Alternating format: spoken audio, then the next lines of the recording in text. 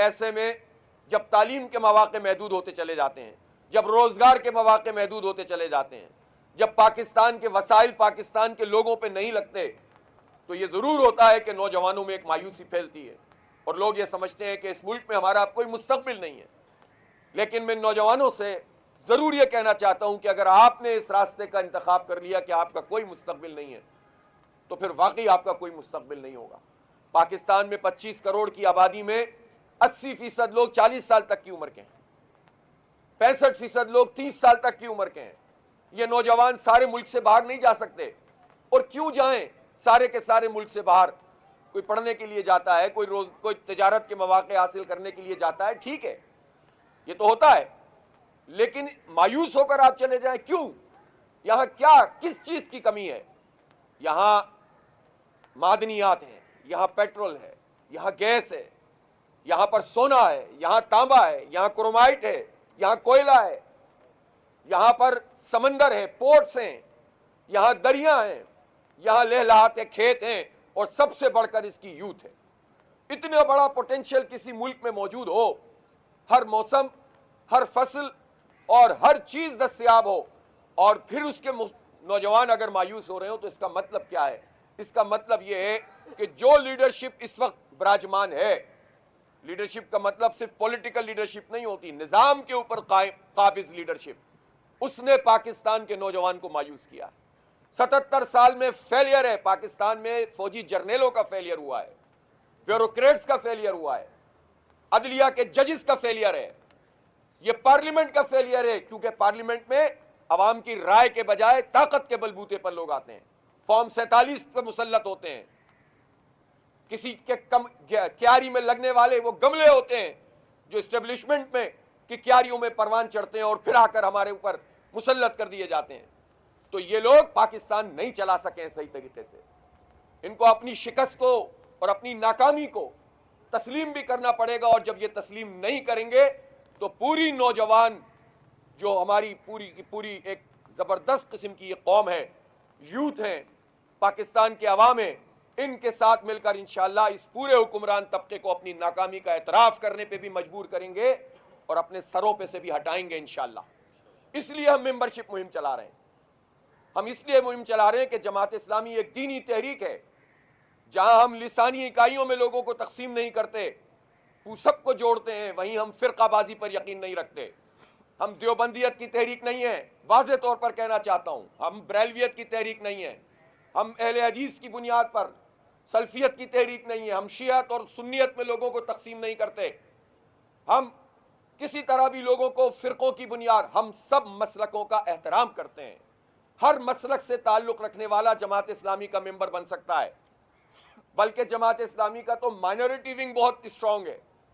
اور یہ minority wing میں چیلنج کرتا ہوں کہ پورے پاکستان کی کسی پارٹی کے پاس اتنا منظم مائنورٹی ونگ نہیں ہے جتنا جماعت اسلامی کے پاس ہے۔ ہمارا خواتین میں جو کام ہے وہ سب سے زیادہ منظم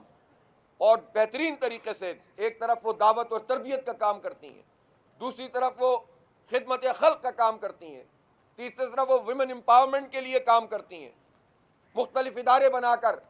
ہم نے جو ہے وہ لوگوں کو حقوق دلانے کی بات کی ہے، جیلوں میں خواتین کے جو مسائل ہیں ان کو حل کرنے کے لیے جماعت اسلامی کام کرتی ہے۔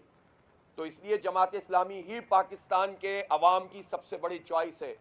اور اگر کوئی امید موجود ہے پاکستان میں تو وہ جماعت اسلامی اور اس کی تحریک سے وابستہ ہے۔ اس لیے نوجوانوں سے کہتا ہوں کہ وہ اس کے ممبر بنیں، ہمارے ساتھ چلیں، ہم فرشتے نہیں ہیں،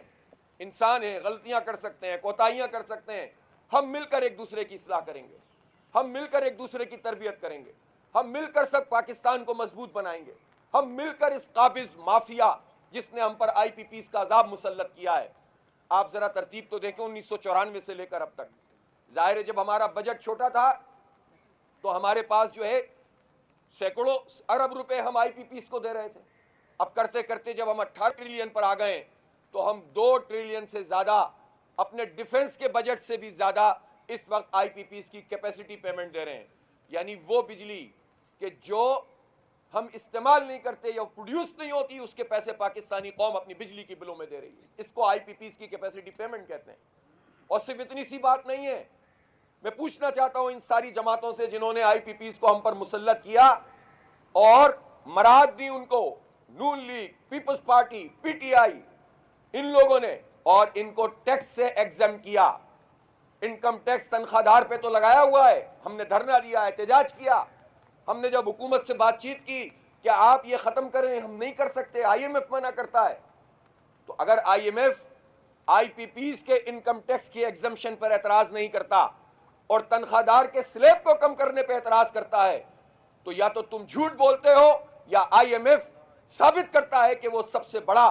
ساہوکار ادارہ ہے پوری دنیا میں، پوری معیشت کو کنٹرول کر کے اپنی مرضی کا نظام چلانے والا ادارہ ہے. اور دونوں ہی باتیں درست ہیں. اس لیے کہ جو آئی ایم ایف کی غلامی میں گیا کبھی نجات نہیں ملی ہے اسے. تو یہ آئی ایم ایف کا نام لے لے کر تنخواہ داروں سے پیسے وصول کریں اور بڑے بڑے جاگیرداروں کو اپنی حکومت میں ساتھ بٹھائیں. ساری پارٹیاں یہ کام کرتی ہیں. تو میں آپ سے عرض کرنا چاہتا ہوں کہ 2017 اور 18 تک ان آئی پی پیز کو جو انکم ٹیکس سے ایگزمشن ملی ہے وہ تقریباً 1300 ارب روپے ہے.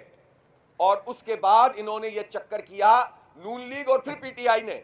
کہ اب ان کی انکم ٹیکس ایگزمشن کہیں شو بھی نہیں ہوتی.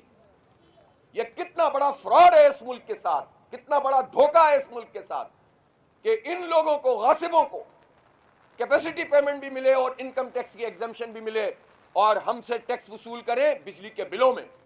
ہم سے ٹیکس وصول کریں گیس کے بلوں میں، ہم سے ٹیکس وصول کریں پیٹرول کی لیوی پر، ہم سے ٹیکس وصول کریں تنخواہوں میں، اسی وقت کاٹ لی جائے.